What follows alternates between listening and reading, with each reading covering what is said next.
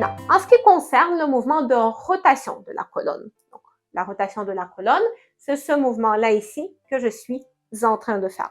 Là également, les mesures sont assez variées d'une étude à l'autre, mais on s'entend en moyenne à quelque chose autour de 40 degrés.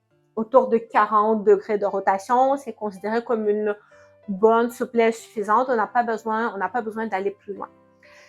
Donc, en ce qui concerne la mesure, même en clinique, c'est quelque chose qui peut être un petit peu plus difficile à mesurer. Je vous montre sur la photo la façon, quand on a un goniomètre, la façon comment on va la plupart du temps mesurer, prendre la mesure de la rotation. Bon, il faudra avoir cette vue d'en haut sur la personne.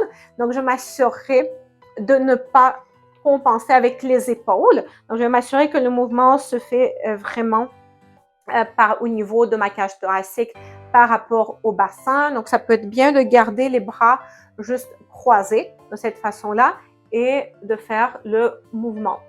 Et je vais placer le goniomètre, en fait, comme vous le voyez sur la photo juste à côté. Donc, de façon générale, ce que vous me voyez faire en ce moment, ça va être autour de 40 degrés. Donc, ça va être une bonne souplesse suffisante au niveau de la colonne. Même principe que pour les flexions latérales. C'est important de faire attention de ne pas trop pousser dans le mouvement. Donc, tous les mêmes concepts s'appliquent. Hein? On veut quand même assez bien répartir le mouvement entre toutes les vertèbres de notre colonne.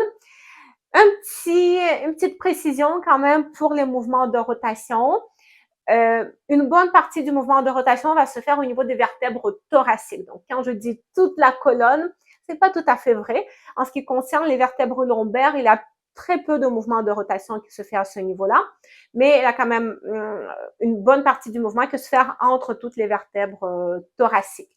Par contre, une fois de plus, on voudra que le travail soit bien réparti entre toutes les vertèbres thoraciques et d'éviter que tout le mouvement se fasse à un endroit entre deux vertèbres et tout le reste bouge en bloc. Si je voudrais travailler les flexions, les rotations, désolé, à partir de la position en tailleur, par exemple, ça peut être une bonne position pour les travailler. Ce que je vais faire au début, je vais joindre mes mains en prière, par exemple. Je vais une fois de plus imaginer un étirement maximum de ma colonne, du coccyx à la tête. Parce que ça, c'est un problème qui arrive souvent aussi quand on va travailler le mouvement de rotation. On va comme s'affaisser un peu. On va courber notre colonne. Je veux maintenir un étirement au niveau de la colonne. Donc, j'inspire, j'expire, je vais dans le mouvement. Je regarde où est-ce que je me rends de façon active. Ça, c'est important. Je vous déconseille fortement de faire les postures de yoga de la façon quand, vous savez, vous allez mettre une main et vous allez pousser sur votre genou, par exemple, pour essayer d'aller le plus loin possible dans le mouvement.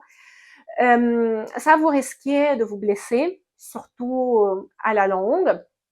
Parce que si je vous ramène à ce concept que, vous savez, quand on est face à une situation, quand le mouvement n'est pas bien réparti entre les différentes vertèbres, mais que tout le mouvement se fait au niveau de entre deux vertèbres, par exemple, tout le mouvement qui se fait à cet endroit-là.